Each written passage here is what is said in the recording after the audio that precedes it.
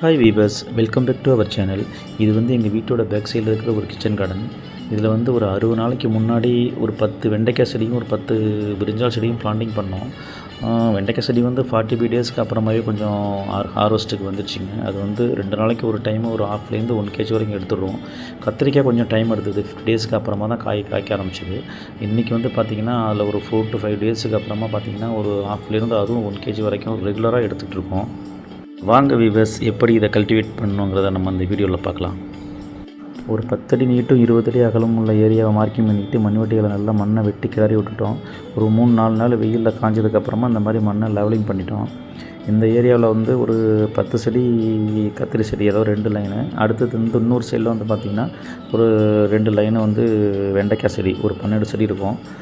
கத்திரி செடி வந்து பார்த்திங்கன்னா நாங்கள் வீக்லி சந்தையில் தான் வாங்கினோம் ஒரு கட்டு. அது ஒரு 20-25 செடிகள் இருந்தது. ஒரு நல்லதாக 10 செடி 2 செடி ஒரு குழிக்கு வச்சுட்டு மீதி நாங்கள் வேறு இடத்துல வச்சுட்டோம். இது மாதிரி ஒரு 40 நாள் வரைக்கும் நாங்கள் ஒரு 2 நாளைக்கு ஒரு டைம் தண்ணி, 3 நாளைக்கு ஒரு டைம் தண்ணி கொஞ்சமாக விடுவோம். அப்பப்போ களைகள்லாம் முளைச்சா வெட்டி விட்ருவோம். சின்ன ஒரு மண்வெட்டியை வச்சுக்கிட்டு மண்ணை கொஞ்சம் கிளறி விடுவோம். ஒரு 40 நாளைக்கு அப்புறமா இந்த மாதிரி கொஞ்சம் பெரிய மண்வெட்டியில் கொஞ்சம் டெப்த்தாக மண்ணை கொஞ்சம் எடுத்துகிட்டு அதில் உள்ள களையெல்லாம் நல்லா காய விடுற அளவுக்கு ஒரு 3-4 நாள் வெயிலில் அப்படி காய விட்டுருவோம். காய விட்டதுக்கப்புறம் பார்த்திங்கன்னா மண் நல்லா காஞ்சிடுச்சு. அதில் களைகளோ வேறு எதுவும் செடிகளோ அதர் செடிகளோ இதில் இல்லை. அதுக்கப்புறமா நம்ம வந்து கொஞ்சம் உரம் வைக்கலான்னு பிளான் பண்ணோம். இது ஒரு 3 உரம் மெயினாக.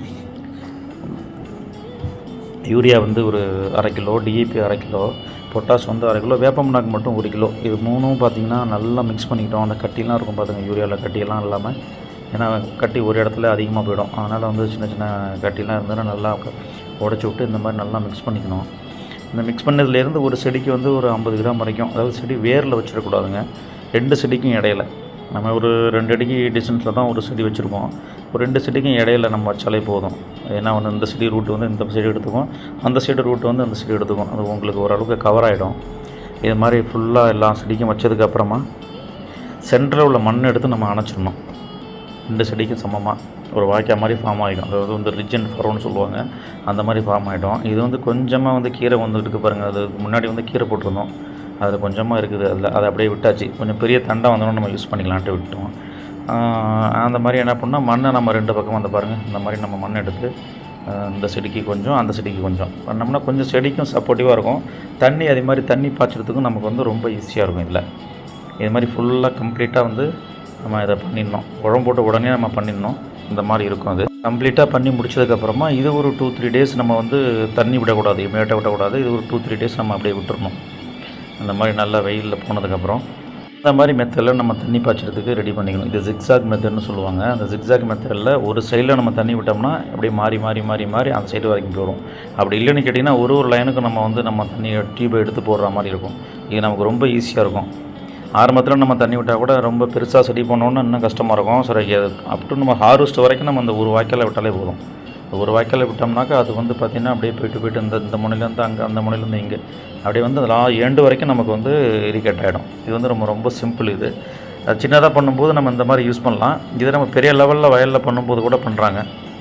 ஸோ இது ஒரு பெஸ்ட்டு மெத்தடு நம்ம இரிகேட் பண்ணுறதுக்கு. நீங்கள் இருந்ததுன்னா அந்த மாதிரி ட்ரை பண்ணி பாருங்கள், கண்டிப்பாக உங்களுக்கு யூஸாக இருக்கும். இது இரிகேஷன் பார்த்திங்கன்னா ஒரு 7 டேஸு அப்படி இல்லைனா 10 டேஸ். நல்ல வெயிலாக இருந்தால் 10 டேஸ்க்கு ஒரு டைமு, ஓரளவு மீடியமான வெயிலாக இருந்தால் ஒரு 15 டேஸ்க்கு ஒரு டைமு நாங்கள் தண்ணி விடுவோம். இது 50 நாளில் உங்களுக்கு வந்து பூ எடுக்க ஆரம்பிச்சிச்சு. வெண்டைக்காய்லாம் பார்த்திங்கன்னா 40 டேஸ் 45 டேஸ்லேயே பூ வந்துடுச்சு. ஆனால் கத்திரிக்காய் வந்து உங்களுக்கு காயாகிறதுக்கு வந்து கொஞ்சம் டைம் எடுத்தது. வெண்டைக்காய் வந்து பூ வச்சதுக்கப்புறம் ஒரு 1 வீக்லேயே நாங்கள் வந்து ஹார்வெஸ்ட் எடுக்க ஆரம்பிச்சிட்டோம். ஒரு நாளைக்கு ரஃப்லை பார்த்திங்கன்னா உங்களுக்கு ஒரு 1/2 1 kg 2 நாளைக்கு ஒரு டைமு கத்திரிக்காய் வந்துடுது, வெண்டைக்காய் வந்துடுது.